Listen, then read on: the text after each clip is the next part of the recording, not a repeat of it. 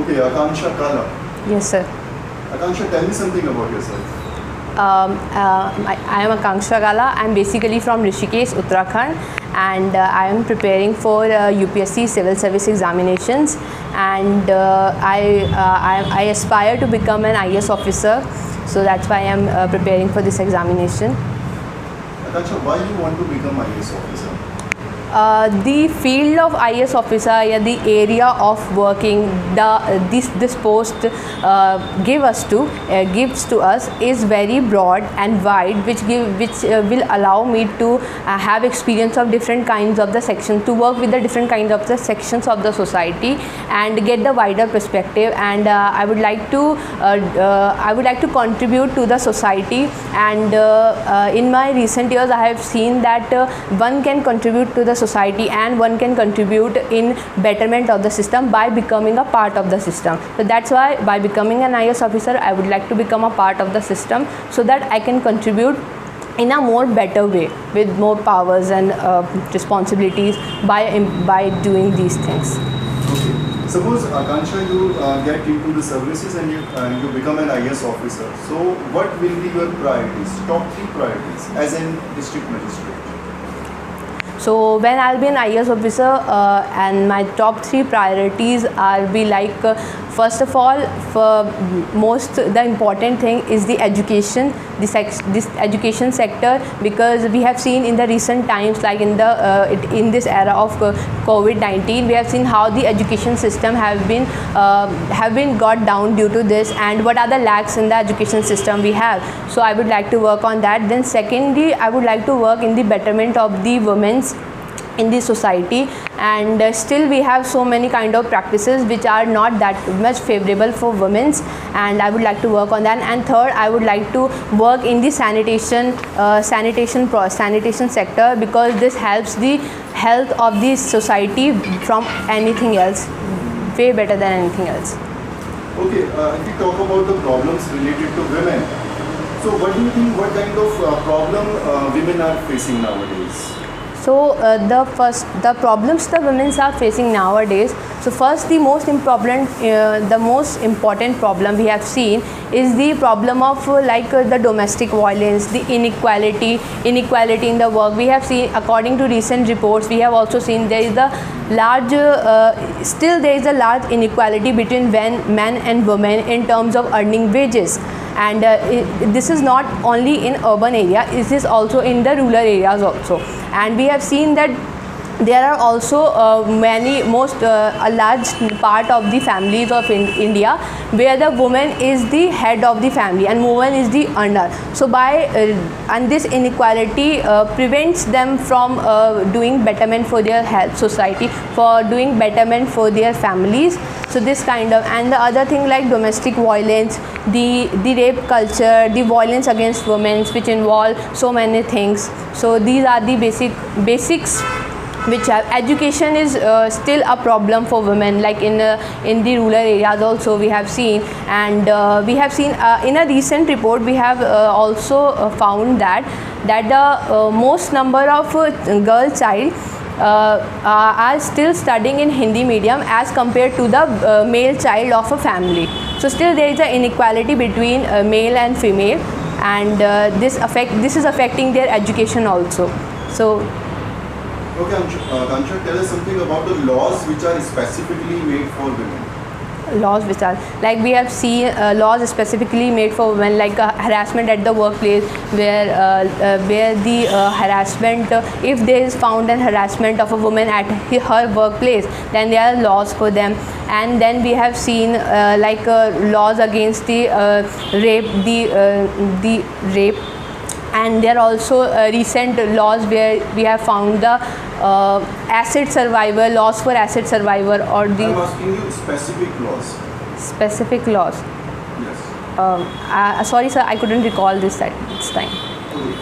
You just mentioned that we can see that the larger number of women they belong to those schools which are in Hindi medium, right?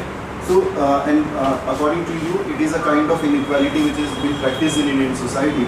So, do you think the Hindi medium is a problem? If somebody is studying or completing his or her studies in Hindi medium, is it a problem? No, sir. Actually, studying Hindi medium is not a problem. But the problem is compromising your studying of your female child in comparison to your male child. This is the problem. This is the sign of inequality. Studying Hindi medium is not problem. We have seen in the recent education policy too that the government is appreciating the education in mother tongue, and we have seen the ideas of the one nation, one language kind of ideas.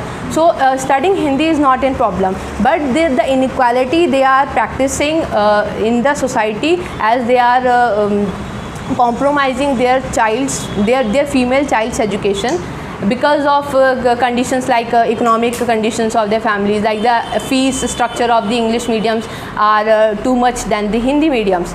So this is also there, and by studying in English medium too, the women will be more able to contribute to the society by working in various sectors which are specifically want English kind of things. Okay.